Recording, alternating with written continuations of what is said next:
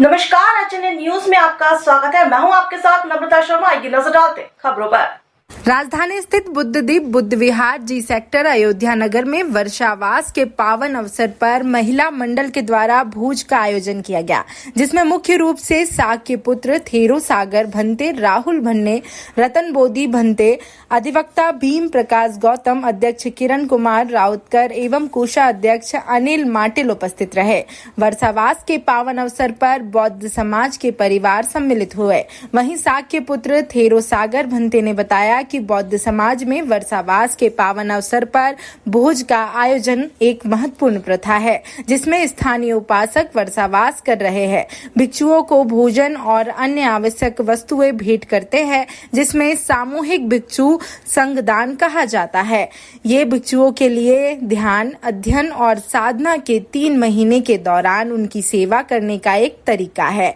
और भिक्षुओं के प्रति कृतज्ञता व्यक्त करने का भी एक तरीका है। आज मध्य प्रदेश की राजधानी भोपाल के अयोध्या नगर स्थित बुद्धदीप बुद्ध विहार में विहार के महिला मंडल, उपासक संघ और सभी लोगों के द्वारा वर्षावास के पावन और पवित्र दिवस पर भिक्षु संघ का भोजनदान का कार्यक्रम आयोजित किया गया।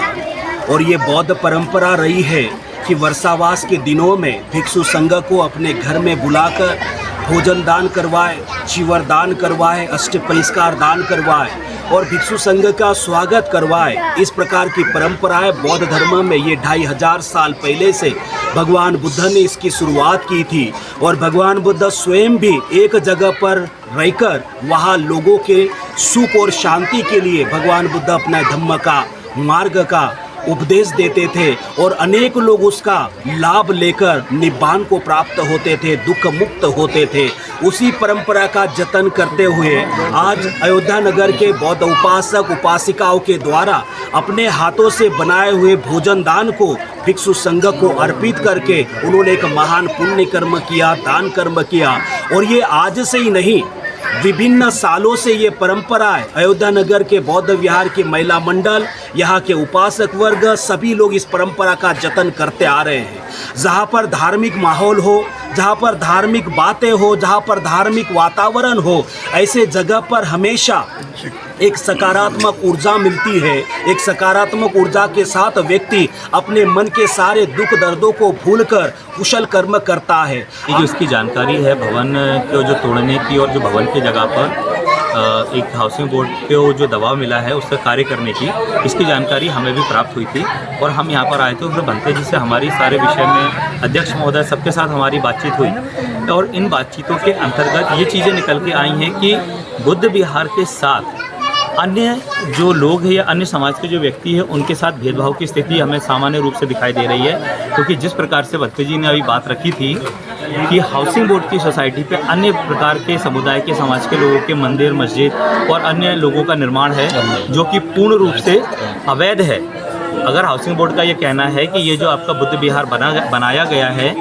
ये अगर जो है अवैध रूप से कब्जा किया गया है, तो जितने भी यहाँ पर हाउसिंग बोर्ड की सोसाइटी के अंतर्गत जितने भी मंदिर हैं, मस्जिद हैं या जितने भी अन्य धर्म के लोगों के जो पूजा के स्थल हैं, पूजनीय स्थल हैं, उन स्थलों को भी हम हटाने की मांग तो नहीं करेंगे। लेकिन अगर हमारा हाउसिंग बोर्ड का ये कहना है कि अगर हमारा जो निर्माण है वो अवैध है, तो अगर इसी श्रृंखला में देखा जाए तो उनका जो निर्माण है वो भी अवैध है। और अगर जिस तरह से हमारे जो बौद्धिक कार्यक्रम में जो बाधा डालने का प्रयास किया गया है MP housing board society plus प्रशासन के द्वारा, क्योंकि जिस समय इसका निर्माण हो रहा था उस समय स्वयं जो है प्रशासन और पुलिस व्यवस्था का यहाँ भारी बंदोबस्त किया गया था कि आपस में जो है लोग गलत तरीके से लड़ाई झगड़ा ना करें। लेकिन आज भी मेरा आपसे, आपके माध्यम से मैं ये निवेदन करना चाहता हूँ सरकार को और सरकार के जितने भी बड़े बड़े अधिकारी हैं कि अगर आपको बौद्ध धर्म की जगह जो है आपको